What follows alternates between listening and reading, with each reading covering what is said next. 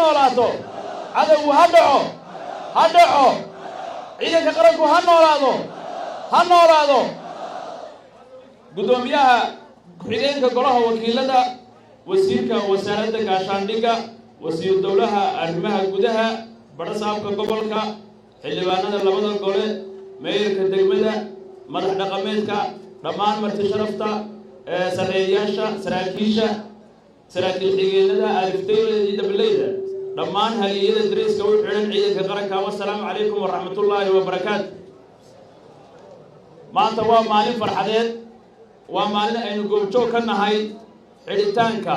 kumanaan ka tirsan dufcaddii koowaad ee tababarku usoo xidhmay dugsiyada bariga oo ay ku xigi doonaan dhammaan dugsiyadii kale usbuucyada soo socda ugu horrayn waxaa iga guddoontaan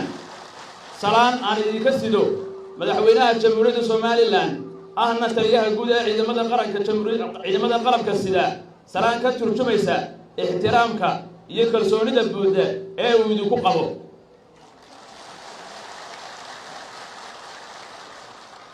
mudanayaal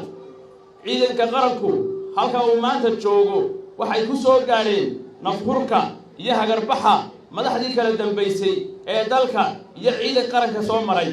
madaxweyneyaal taliyayaal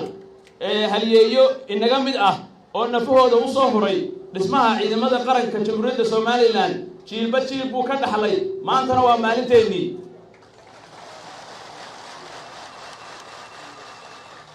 waxaad tihiin ciidan tababar leh nidaam iyo isla xisaabtan waxaad taqaanaan waajibaadkiinna waxaad isku tixgelisaan amarka iyo kala dambaynta ee idinkoo raacaya xeerarka iyo shuruucda ciidamada qalabka sida waajibkiina koowaad ee idiin yaallaa waxa weeye ilaalinta diinteenna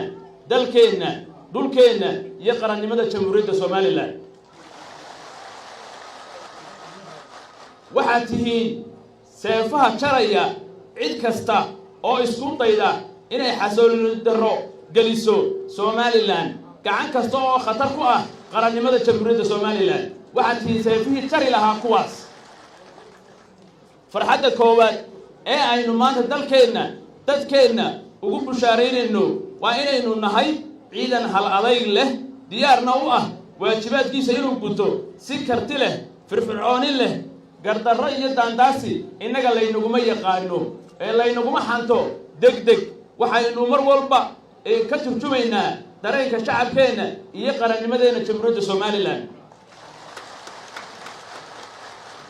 marna kama gabanayno inaynu gudano waajibaadkeenna difaaca qaranka jamhuuriyadda somalilan mudanayaal ciidamadeenna qaranka jamhuuriyadda somalilan maraaxiil badan buu soo maray isagoo intan ka awood yar ayuu difaacay dalkiisa maantana warwar kama qabno inaynu cid kaste oo isku dayda inay daandaansi ciidanka qaranka iyo dalkaba soo saarto inaynu iska difaaci doono sidaynu ognahay dalka waxaa furmay albaabkii ictiraafka taas oo ku timi geesinimadii kudhacii madaxweynaha jamhuuriyadda somalilan aynu maanta halkan uga mahadnaqayno qaranka oo dhanna u wada mahadnaqayo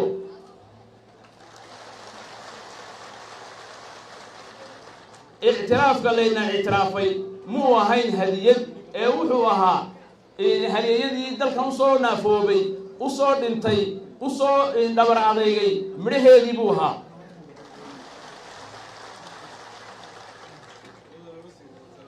xinjir baa usoo qubatay ee maynaan ku helin xodxodoosho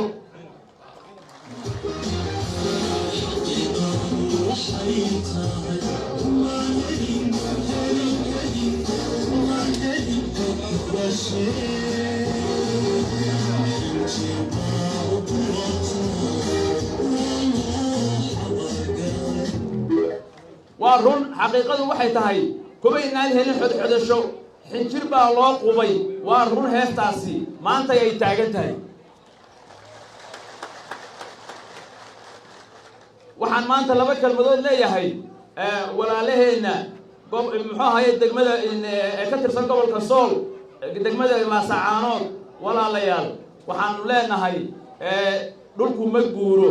oodkaa dheerna kuma dhaxan tirto wax kasta oo dhexdeena yimaada nabad baynu ku dhammaynaynaa Somaliland ciidankeeda qaranka Jamhuuriyadda Somaliland ciidna duulaan kuma aha sidii siyaasadda madaxweynaha Jamhuuriyadda Somaliland ay ahayd Somaliland nabad baa ay ku wada noolaanaysaa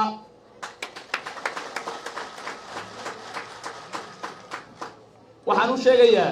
qolada muxuu ahaayay ku soo dhuumatay diyaaradana waxba ka bedeli mayso imaatan aad timaado degmo Somaliland ka tirsan adiga oo 90% meeshii aad xukumaysay aanad maanta tagi karin wax allaale waxay ka bedelaysaa ma jira taana ku biyacaba mudanayaal ilaahay mahadi waxaan anigu maanta taliye ka ahay dhulka iyo qarannimada Jamhuuriyadda Somaliland ee maanta nabadda ku naaloonaya oo 1 kilomitir oo laga soo bilaabo Lowyacado ilaa Sool oo maanta joogo aan ku soo maray dhulka gaari tuulo kasta aan soo istaagay sidaan doonana aan ku soo taxtaxashay laakiin maanta hadii la weydiiyo qolada koonfureed intee in leeg baad maanta gaari ku socon kartaa Soomaaliya gudaheeda su'aasha ayagaynu u daynaa waa inaynu ka sugaynaa insha Allah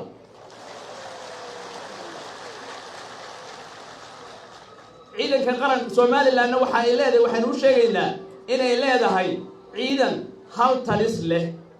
hal madaxweyne leh hal wasiir gaashaandhig leh oo dhammaantood ay amarka ka sugaan saddexda kala sareeya laakiin iyagana waxa la weydiinayaa imisa ciidan bay leeyihiin imisa dalba kala xukuma imisa cid baa u kala talisa imisa amar bay kala qaataan iyaga su'aashana la weydiinayaa beesha caalamkana waxa uu sheegaynaa inay Somaliland اعترافkeedu uu ku soo kordhinayo mandaqada geeska Afrika iyo mandaqada aynu ku noolahayba xasiloonidii hore u jirtay iyo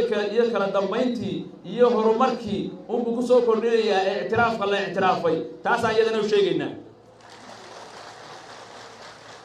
ugu dambeyn waxaan u mahadnaqayaa dhammaan saraakiisha maamulka dugsiyada tababarka macallimiintii tacabka galiyay ciidanka maanta midhahan in hor jooga ee naftoodii u huray waxaan leeyahay ilaahay baa idinka abaalin doona abaalka qarankiina u gasheen guul baan idin rajaynayaa dhammaan ciidanka qarankana waxaan ugu bushaareeynayaa maanta waxaad joogtaan dal la اعتراafsan yahay hatta shalay toona aad joogtaan dal aan la اعتراafsanayn maanta waxaad joogtaan dal la اعتراafsan yahay waxa ugu horeeyay dhismaha la gelinayo ee kor loo qaadayaana awoodda ciidanka qaranka Jamhuuriyadda Somaliland weeyaan taa ku bushaareysta wassalaamu calaykum